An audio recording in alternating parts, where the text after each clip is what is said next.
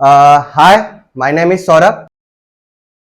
और मेरा सबसे पहला सवाल ये है कि एक मार्केट में दो पिता और दो बेटा जा रहे होते हैं, तो उन्होंने कुछ अपने लिए पर्सनली कुछ खरीदारी की और सभी ने 50-50 रुपए का खरीदा। तो कोई बताना चाहेगा उन्होंने टोटल कितना खर्चा किया? 200। 200? 200 कैसे? 50-50? अच्छा, 200 रुपया। हाँ,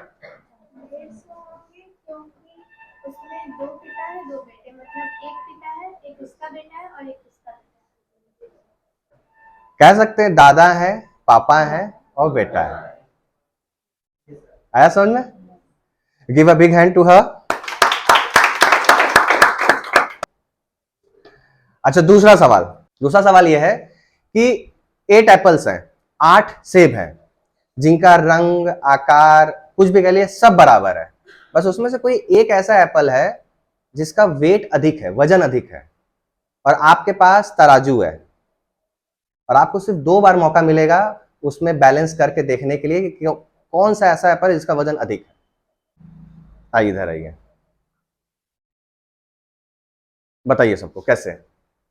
क्वेश्चन समझ में आया ना? ठीक है, 4 को एक साइड कर दिए। फिर मतलब जिसका जिस साइड ज्यादा वो मतलब कि ज्यादा हाँ, जिस साइड मान लीजिए 4 इधर हो गया और ये ज्यादा हो गया, ठीक है ही ना?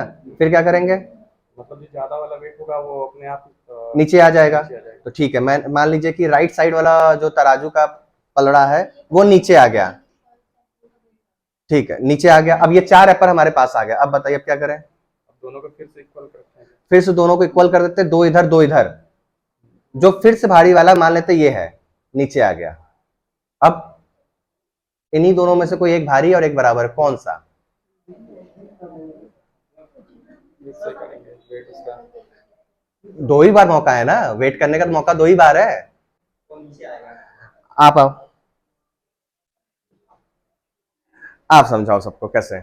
जी सर, जैसे कि 3 इक्वल करेंगे। नहीं, लोगों को समझाओ, हमें मुझे समझाओ, मुझे तो पता है जवाब। करेंगे, तीनों सेम रहेगा तो इक्वल हो जाएगा। 3 इक्वल नहीं करेंगे, 6 पीस लेंगे, उसको 3 इधर 3 इधर रखेंगे, इक्वल हो जाएगा। हाँ। उसका बचा 2, एक इधर एक इधर। समझ में आ रहा क्या कह रहा है? वो नीचे आ जाएगा। अगर इनका कहना है कि 8 एप्पल लेते हैं हम लोग, इसमें से 6 उठाते हैं, 3 इधर रख देते हैं, 3 इधर रख देते हैं, 2 अभी भी बाहर है, उससे कोई मतलब नहीं है। अगर वो भारी वाला एप्पल इन्हीं 6 में से हुआ तो पलड़ा भारी हो जाएगा, तो जो भारी होगा उसको निकाल लेंगे। ठीक, अब वो 3 एप्पल हो गए। अब हमारे पास एक मौका और है उसको बैलेंस करने का। एक एप्पल इधर रखेंगे और एक एप्पल इधर। अगर दोनों बराबर हुआ, इसका मतलब वो तीसरा वाला जो बाहर अभी तौलना बाकी है वो भारी हो गया। और अगर वो बराबर वाला बाहर निकल गया और वजनदार उसमें रखे हैं, तो जो वजन रहेगा वो तो पलड़ा नीचे हो ही जाएगा। आया समझ में? Good, give a big hand to him. सब लोग मेरे साथ करें। ये 3 फिंगर है, 3। एक हाथ में 3 फिंगर खोल लीजिए ऐसे, ठीक है? और एक हाथ में ऐसे ये 2।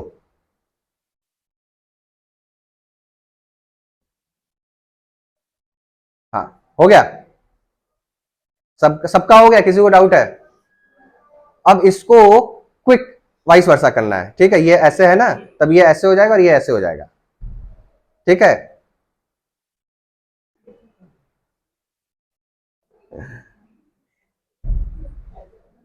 मेरा हो रहा था तो आप लोग का भी हो जाएगा। करिए, कोशिश करो।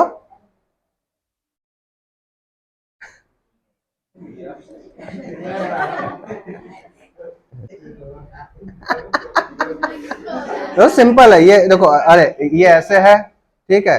अब देखो, पता है मैं कर पाऊंगा कि नहीं? अरे मैं भी नहीं कर पा रहा हूं, मैं भी नहीं कर पा रहा हूं क्या?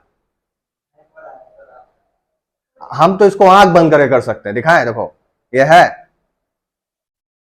देखा? मुझे स्टोरी सुनाना बड़ा अच्छा लगता है, तो मैं स्टोरी सुनाता हूं। एक राज्य रहता है और राज्य में राज कौन करता है? राजा। और राजा का एक लड़का रहता है जिसको कुंवर कहते हैं, राजकुमार कहते हैं, कुछ भी कह लीजिए। यह है कि राजा जो है बहुत परिश्रमी रहता है, बहुत हार्डवर्क करता है, लेकिन वहीं उसका लड़का जो है कुछ नहीं करना चाहता है, कोई हार्डवर्क नहीं करता है। जब राजा की डेथ हो जाती है तो जो राजकुमार रहता है वो राजा बन जाता है, लेकिन जैसे ही वो राजा बनता है वो बीमार होने लगता है, मतलब वो हमेशा बीमार रहता है। तो राजवैद्य आते हैं, दूसरी दूसरी जगह से लोग मंगवाए जाते हैं कि भाई इनकी बीमारी ठीक हो जाए, क्या हुआ है इनको पता किया जाए, लेकिन कोई कुछ बता नहीं पाता है। तो भाई राजा लोग बहुत चतुर होते हैं, अब तो वो उसका राज्य है, उसने कहा कि ऐसा करो पूरे राज्य में ढिंढोरा पिटा दो कि जो मेरे इस बीमारी का इलाज ढूंढेगा उसे मैं अपना आधा राज्य दे दूंगा। अब उसकी लालच में लोग अपना काम धाम सब छोड़ करके उसके इलाज के पीछे पड़ गए। कई वेद आए, कई लोग आए, लेकिन इलाज नहीं मिला। तब एक दिन एक बूढ़ा इंसान आया, उसने कहा राजा से कि आपके बीमारी का जो इलाज है वो मुझे पता है। तो कहें क्या है? तो उन्होंने कहा कि दुनिया का या आप अपने राज्य का या दुनिया का सबसे सुखी इंसान ढूंढिए, ठीक है, और जो वो कमीज पहनता है, शर्ट कमीज जो भी कह ले, आप उसको पहन लो और आप ठीक हो जाओगे। उसने फिर घोषणा करवाई कि जो भी राज्य का सबसे सुखी इंसान है उसको मेरे सामने पेश किया जाए। अपने जो सेना थे, सेनापति से बोल दिया। सबने खोजा लेकिन किसी को कोई मिला नहीं। अंत में राजा जो है खुद निकल पड़ा, गांव गांव, नगर नगर, शहर शहर, जहां वो जा सकता रह गया। उसे कहीं कोई जो है सुखी इंसान नहीं मिला। जब कोई किसी से पूछे भाई आप सुखी हैं, तो वो अपना दुखड़ा रोने लगे। जब पता चल जाए कि ये राजा है, जैसे ही पता चलता है ये राजा है, तो भाई अपनी परेशानी बताना शुरू, और राजा और दुखी हो जाता रहा।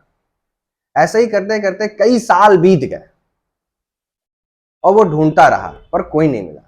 अचानक एक दिन वो एक पेड़ के नीचे बैठा हुआ था, तो एक किसान, नौजवान था, किसान जो है उसका बहुत बड़ा खेत था, बहुत बड़ा। उस खेत में अपना काम कर रहा था, जुताई कर रहा था, अपनी खेती करनी थी उसको। जून महीने का ये गर्मी देख रहे हो ना, ऐसी गर्मी थी, पर वो काम कर रहा था। राजा कहा ये इतना बेवकूफ इंसान इतनी गर्मी में काम कर रहा है, क्या मतलब है इसका। फिर अचानक जब वो काम करके उधर से निकल रहा था तो पूछा कि भाई इससे पूछ लें कि अगर इतनी गर्मी में, भीषण गर्मी में वो काम कर रहा है तो इसके पास तो तमाम जो है समस्याएं, परेशानी होंगी, तभी ना कर रहा है इतने भीषण गर्मी में काम, वरना किसको जरूरत है, जो सुखी रहेगा काम करेगा इतना। तो उससे पूछ लेता है कि क्या भाई तुम सुखी हो। तो उसके आंखों में जो चमक दिखती है राजा को ना, राजा उसको देख करके जो है शॉक्ड हो जाता है, और वो इंसान बोलता है हाँ मैं बहुत सुखी हूं।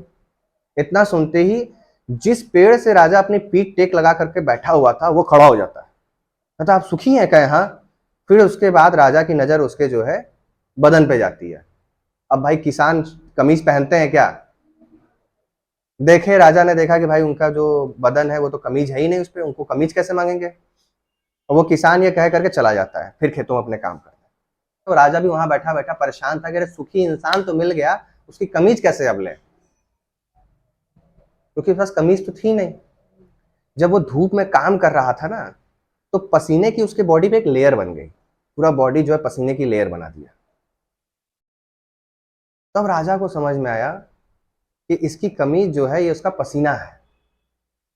मतलब जो राजा सुख का, वैभव का जो लेकर के आराम कर रहा था अपने समय में, वो उसी की वजह से बीमार था। और उसके बाद समझ में आ गई थी कि मुझे भी परिश्रम करना पड़ेगा, भले ही मैं राजा क्यों ना हो।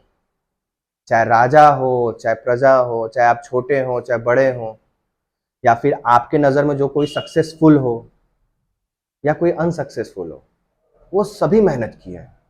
अगर वो सक्सेसफुल है तो उसने आपके सोच से भी ज्यादा जो है मेहनत किया है। बस अंतर ये है कि हमें उसका मेहनत कभी नहीं दिखता।